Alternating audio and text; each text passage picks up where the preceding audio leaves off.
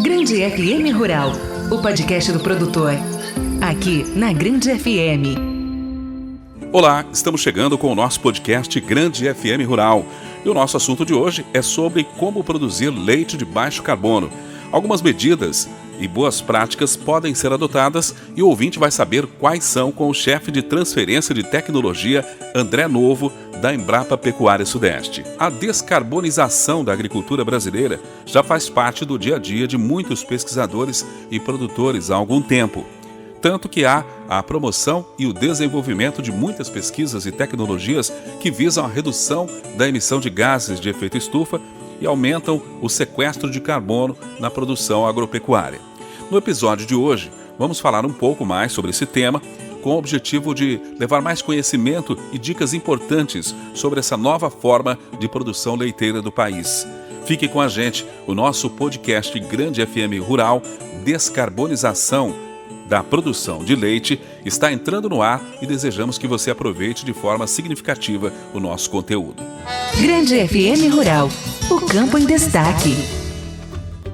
Na agropecuária, a descarbonização é caracterizada pela adoção de variadas tecnologias e boas práticas, como sistemas de integração lavoura-pecuária-floresta, conhecido por ILPF, recuperação de pastagens degradadas e uso de aditivos na nutrição, que são capazes de compensar as emissões de gases de efeito estufa geradas pela pecuária. Essas medidas ajudam também a tornar o sistema de produção mais resiliente, trazendo vantagens econômicas para o produtor. O chefe de transferência de tecnologia, André Novo, da Embrapa Pecuária Sudeste, começa nos explicando como o uso de algumas tecnologias e boas práticas reduzem as emissões na pecuária leiteira. A melhor situação de produzir leite de baixo carbono é você ter uma produção bem feita, eficiente. E a pior situação é o contrário, aqueles rebanhos que em alguma parte do ano passam fome, passam calor, que a produção de volumosos é muito ruim, que é de baixa qualidade, volumoso, que tem uma estrutura de rebanho muito grande, ou seja, tem poucas vacas produzindo e muito gado só crescendo. Então essa é a pior situação possível, né? E para ser mais eficiente de forma ambiental, produzir um leite de baixa emissão de carbono, ou um balanço mais favorável, é você investir primeiro na estrutura da sua fazenda, na eficiência do seu sistema de produção. E isso pode ser feito com uma série de tecnologias. Então, primeiro, produzir volumoso de boa qualidade, fazer um ajuste de rebanho, por exemplo, descartar machos, animais improdutivos, vacas que não emprenham.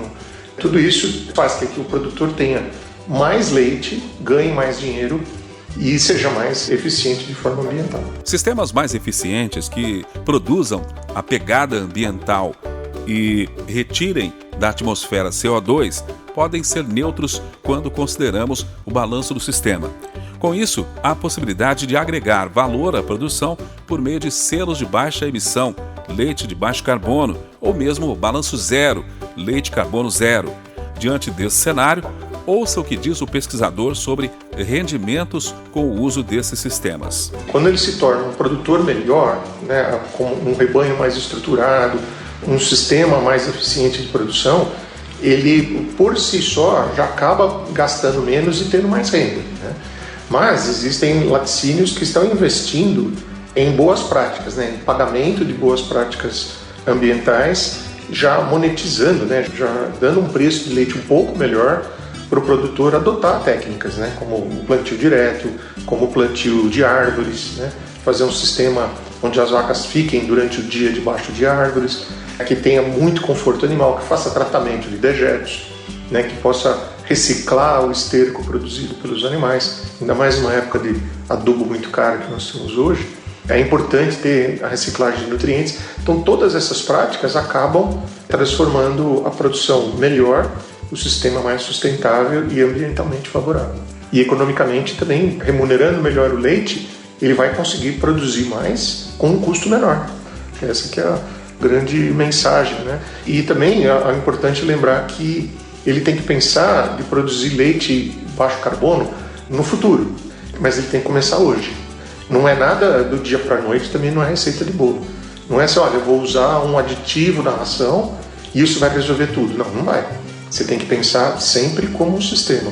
práticas agrícolas, práticas de sanidade, de conforto, de plantio de árvores, de gestão, né, de você comprar ingredientes adequados. Então, demanda isso muito tempo, né? Não é assim do dia para a noite, mas tem que ter essa visão para daqui 4, 5 anos ele estar numa situação muito mais favorável, até mesmo podendo zerar o balanço entre as emissões e os recursos. A agropecuária ocupa 2 papéis no cenário de mudanças climáticas. Primeiro, por ser uma atividade fonte para a emissão de gases de efeito estufa, contribui para o aquecimento global.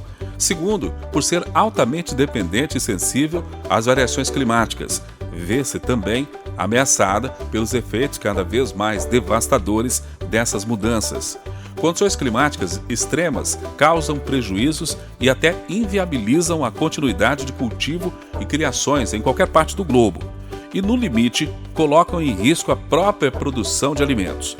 Por isso, o pesquisador André Novo salienta que a discussão do carbono não vem para impor limites ao produtor, mas sim para pensar numa nova forma de produzir leite. As mudanças climáticas falam por si só, né? O que está acontecendo hoje, que a gente vê secas mais fortes, chuvas torrenciais, áreas que nunca receberam tanta chuva, recebendo chuvas terríveis, né? E isso tem a ver com toda a ação do homem no planeta, né? A pecuária, apesar dela ter uma parte muito pequena nesse processo, ela pode ser feita de uma forma melhor. Ela pode ser pensada para daqui 5, 10 anos a gente estar numa situação muito melhor e mais equilibrada em termos climáticos, né? Então toda essa questão da discussão do carbono não é para prejudicar o produtor, não é para impor limites, é para pensar numa nova forma de se produzir leite, que seja, como eu já disse, muito eficiente, muito prática, que reduza o impacto ambiental, reduza a erosão, que melhore o desempenho dos animais. Isso por si já vai trazer mais renda para o produtor.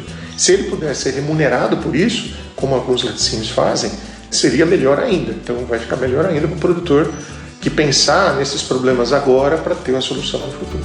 A Embrapa Informática Agropecuária será responsável pela adaptação de modelos matemáticos e métricas que, por meio de um componente de software, serão integrados à calculadora que vai contabilizar o balanço de carbono nas fazendas e estuda realinhar capacitações de técnicos e produtores. Também está prevista a publicação de um guia de boas práticas para a pecuária de leite de baixo carbono. A adoção dos protocolos deverá ter impacto positivo nas metas de descarbonização da economia do país, com a oferta de práticas mitigadoras aos produtores e, dessa forma, de leite mais sustentável para a população. O produtor Rodrigo Ferreira, da Fazenda Potreiro de São Carlos, no interior de São Paulo, produz leite orgânico e ele conta agora o que ele faz para ser sustentável e produzir um leite de baixo impacto ambiental. Aqui na Fazenda Potreiro em São Carlos, na nossa área de pastagens, a gente faz o uso do ILPF, que é a integração lavoura, pecuária, floresta.